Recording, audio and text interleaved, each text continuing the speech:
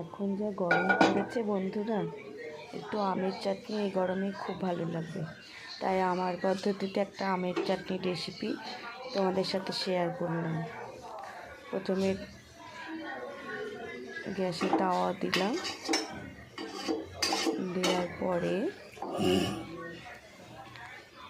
একটুখানি সর্ষের তেল দিলাম। সর্ষের তেলটা গরম হলে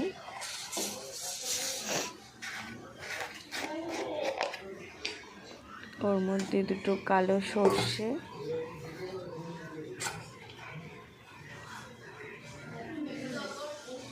দিয়ে দেব কড়াইয়ের মধ্যে। এ দেখো আম বাটিতে সুন্দর করে পিস পিস করে আমটা কেটে রেখেছি বাটিতে। এবার সর্ষে ফোড়নটা দেওয়া হয়ে যাবে। সর্ষেটা গরম তেলে একটু ফুটফুট হবে, তারপর এর মধ্যে হচ্ছে শুকনো লঙ্কা আর একটু তেজপাতা দেব। এই গরমে আমের চাটনি না খুব সুস্বাদু লাগে, আর রোগীর পক্ষে উপকারী এই গরমে আমের চাটনিটা। ঝোল মতো করলে, একটু আমের ঝোল মতো করলে কচি আম, রুগী যারা অসুস্থ রুগী আছে, রুগী মানুষ, তাদের ভালো লাগবে।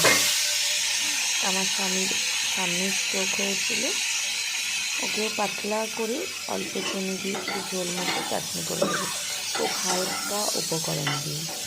এবার আমটা দিলাম কড়াইয়ে, একটুখানি নেড়ে চেড়ে দেওয়ার পর একটু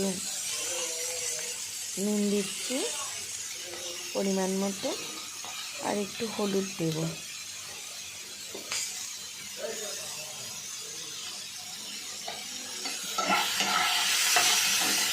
যেহেতু আমার স্বামীর জন্য, আমার যারা অসুস্থ রোগী আমার স্বামীর মতো, তাদের জন্য এই চাটনিটা খুবই উপকারী।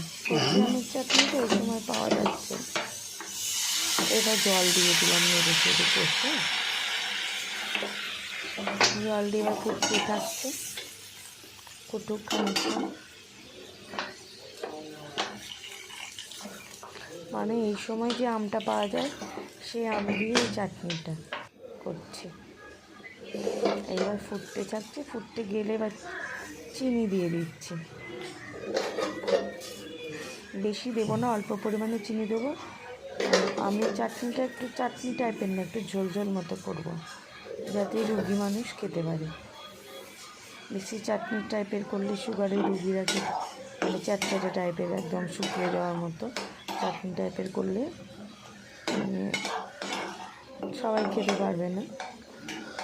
অসুস্থ মানুষরা খেলে একটু ঝোল ঝোল মতো খেলে ঝোলটা সবারই উপকারে লাগবে, রুগীদের আর এমনি মানুষেরও ভালো লাগবে। এই যে ঝোলটা ফুটছে, ফুটে গেলে নামিয়ে নিয়েছি। এই যে আমার চাটনি বাতিটা ঢেলেছি, রেডি, তৈরি হয়ে গেল আমার পদ্ধতিতে তৈরি আমের চাটনি। Thank you.